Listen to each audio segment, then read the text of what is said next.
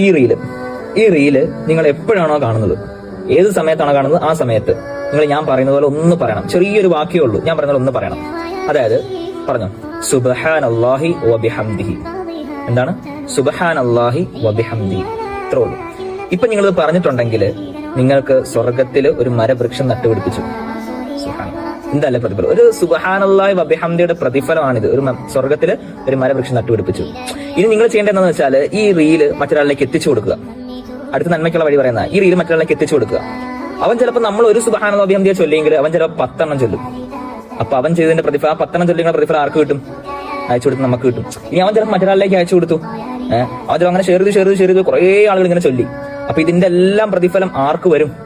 അവസാനം നമ്മളിലേക്ക് വരും. ആദ്യം ഷെയർ ചെയ്ത ആരാണോ നമ്മളിലേക്ക് വരും. അതുകൊണ്ട് നിങ്ങൾ നന്മയായ കാര്യങ്ങൾ മാക്സിമം ഷെയർ ചെയ്യുക. അദ്ദാലു അലൽ ഖൈരി കഫാഇലിഹി. നന്മയായ കാര്യം അറിയിച്ചു കൊടുത്ത് അവൻ ചെയ്യുന്നതിന്റെ അതേ പ്രതിഫലം ആർക്ക് കിട്ടും?